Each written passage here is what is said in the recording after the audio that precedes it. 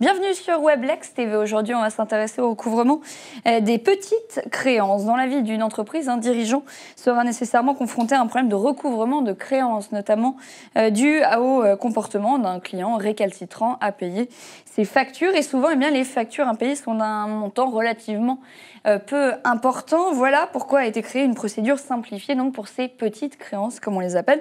Et c'est Nathalie Ménoir, expert comptable chez ECL Direct, qui va répondre à nos questions aujourd'hui. Bonjour.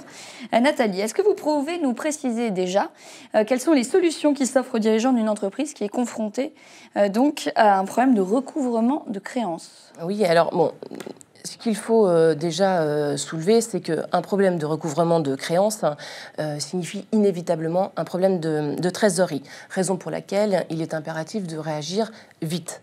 Donc face à un impayé, le dirigeant qui a épuisé toutes les tentatives amiables pour essayer de se faire payer a comme recours la saisie d'un juge pour obliger le client à payer la facture. Plusieurs procédures sont à sa disposition, l'injonction de payer, le référé provision, mais ces procédures, même si elles sont devenues un petit peu plus simplifiées dans le temps, restent relativement complexes et longues. Voilà pourquoi la loi Macron a créé une nouvelle procédure pour le recouvrement des petites créances. Alors, qu'est-ce qu'on entend par petites créances ? Alors, les petites créances ici visées sont les créances dont le montant est inférieur à 4 000 €, donc incluant les intérêts.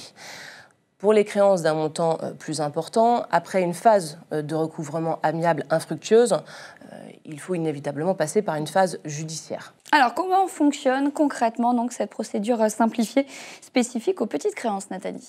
Alors, l'objectif est d'éviter d'avoir recours au juge, donc il faut passer par contre par l'intermédiaire d'un huissier de justice qui mènera une procédure simplifiée pour le recouvrement de la créance.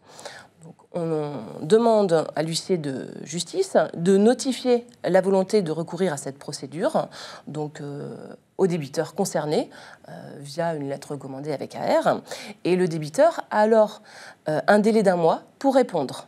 Si par contre il ne répond pas dans ce délai-là, cela équivaut à un refus de sa part. Et quelle sera alors, dans ce sens, l'issue de cette procédure simplifiée ? Alors, 2 possibilités.